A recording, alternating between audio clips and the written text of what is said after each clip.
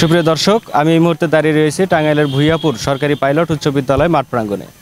দীর্ঘ 17 বছর কারা নির্যাতনের পর আবারও রাজনীতিতে ফিরছেন বিএনপির ভাইস চেয়ারম্যান, সাবেক উপমন্ত্রী, টাঙ্গাইল 2 আসনের সাবেক সাংসদ অ্যাডভোকেট আব্দুস সালাম পিন্টু। এই উপলক্ষে ভূঁইয়াপুর উপজেলা ও ভূঁইয়াপুর পৌর বিএনপির উদ্যোগে তাকে গণসংবর্ধনা দেওয়া হবে। আগামীকাল দুপুর 2টার পরে এই মাঠেই তাকে গণসংবর্ধনা দিবে উপজেলা বিএনপি ও অঙ্গ সংগঠনের নেতৃবৃন্দরা। আমরা এ পর্যায়ে কথা বলবো এই অনুষ্ঠানকে ঘিরে যারা দিনরাত পরিশ্রম করে এই অনুষ্ঠানের আয়োজন করছেন। আমরা তাদের কাছ থেকেই শুনবো যে আসলে আগামীকালকের গণসংবর্ধনা অনুষ্ঠানকে ঘিরে তারা কেমন প্রস্তুতি নিয়েছেন। চলুন। আমাদের প্রিয় নেতা আব্দুস সালাম পিন্টু সাহেব 17 বছর একটি ফ্যাসিস্ট সরকারের নির্যাতনের শিকার হওয়ার পরে 28শে ফেব্রুয়ারি আমাদের ভুয়াপুরে 17 বছর পরে পদার্পণ করতে যাচ্ছেন। থানা বিএনপি এবং পৌরসভা বিএনপির তত্ত্বাবধানে ভুয়াপুর উপজেলা প্রত্যন্ত অঞ্চলে ঝটিকার মতো সফর করে 7 রব ফেলে দিয়েছেন এবং আমার বিশ্বাস যে এখানে লক্ষাধিক লোকের সমাবেশ হবে। আমাদের প্রিয় নেতা আব্দুস সালাম পিন্টুকে দেখার জন্য মানুষ অধিক আগ্রহে বসে আছে তার এক নজর দেখার জন্যে। আমরা পৌরসভা সহ 6টি নন, মোট 63টি ওয়ার্ড রয়েছে।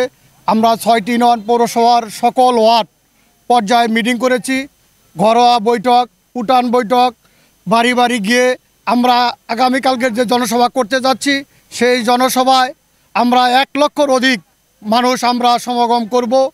পুরুষ মহিলা আমরা ভুয়াপুর শহর কালকে লোকারণ্য হবে রাস্তাঘাট, এবং আগামীকালকে আমরা ভুয়াপুরকে আমরা এই মিটিং সাকসেসফুল করার জন্য স্বেচ্ছাসেবক এবং ভলান্টিয়ার হিসাবে আমরা 4টি এরিয়া ভাগ করে আমরা আগামীকালকের ভুয়াপুরকে গাড়ি ঘোড়া মুক্ত রাখার জন্য চেষ্টা করছি।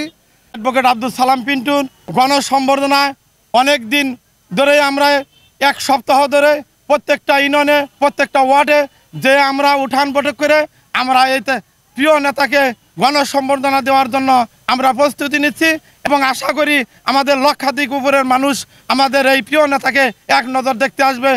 অন্যায়ভাবে তাকে কারারুদ্ধ করে রেখেছিল এই ভুয়াপুরের মানুষ 17টি বৎসর যাবৎ এই সালাম পিন্টুর অপেক্ষায় আছে তাকে এক নজরে দেখার জন্য।